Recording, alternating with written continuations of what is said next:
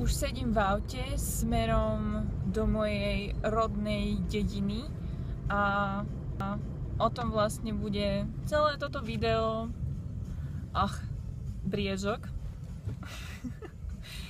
V tomto videu budem hovoriť všetky výhody a nevýhody dedinského života.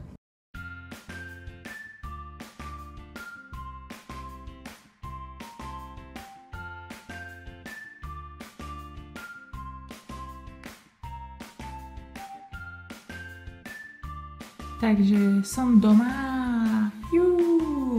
Výhody dedinského života, že môžete výjsť na dvor a máte tu toto. Toto je pecka.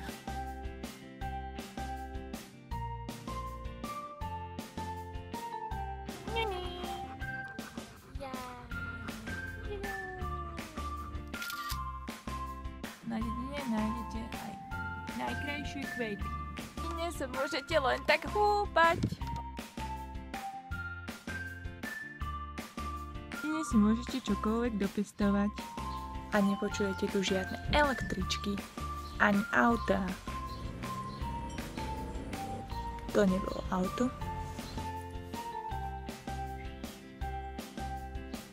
Som strašne šťastná, lebo som konečne doma v našej dedine. A je strašne pekne, je úplne že teplo, všetko je rozkvitnuté.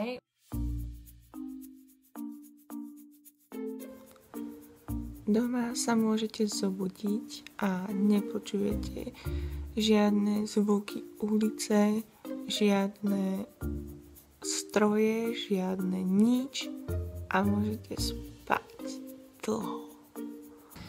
Je zamračené, z toho som taká steptená, lebo prišla som domov kvôli tomu, aby som si lahla konečne na trávu a užívala si slnko. Medzi tým sa hrám na Snapchate.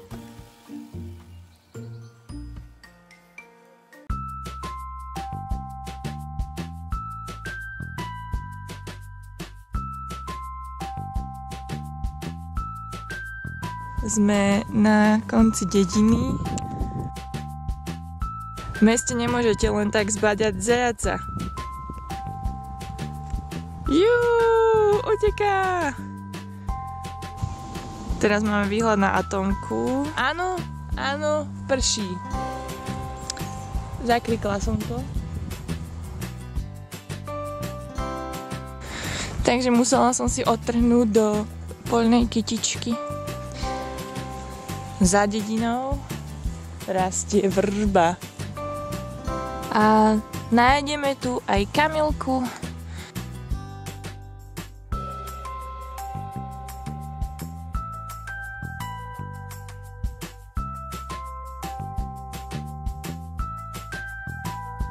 V tomto potoku, kedysi potoku, som sa hrávala.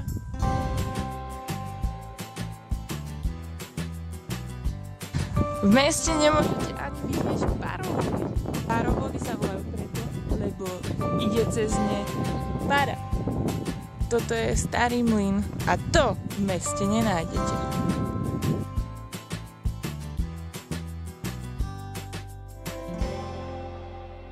Musím spraviť fotky. Ani toto nenájdete v meste, lebo to je dedina. Tu sa krmia slnky a tu máme naše krmitko. A otrhala som si aj konvalinky. Keď žijete v meste, takúto kytičku nenájdete.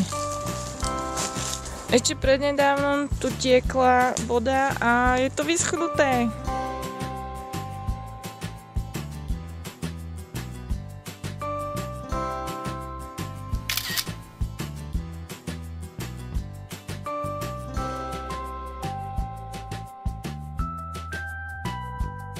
Ďalšie výhody dediny sú v tom, že len si tak idete a zrazu natrafíte na starý mlyn.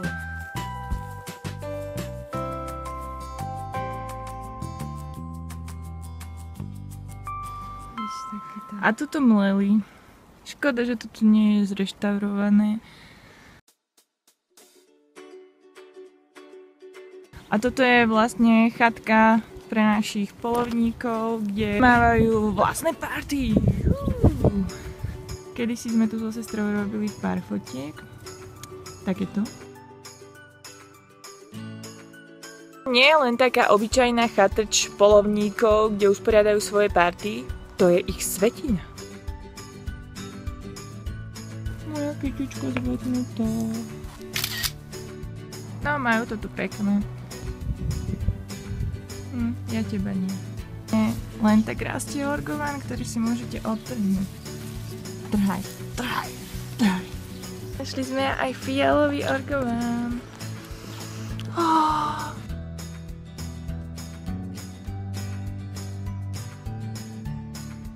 Máte možnosť ísť len tak na ihrisko a pozrieť sa, čo tam robia deti.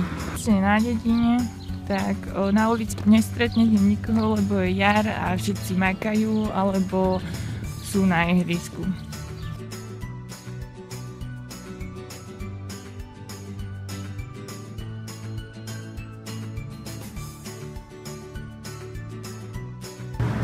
A toto je pán školník. Čau. Na dedine, keď zavoláte na nejakého psa, vždy príde. Ale tento evidentne sa nechce so mnou kamarátiť. Sa mi na dedine páčia tieto staré megabrány, ktoré vyzerajú fakt dobre. Koniec koncov, život na dedine je fakt strašne fajn, keď sa potrebujete zregenerovať a úplne nadobudnúť všetky možné sily. Dúfam, že sa vám toto video páčilo. Ak nie, tak dajte dislike. Ak áno, tak like.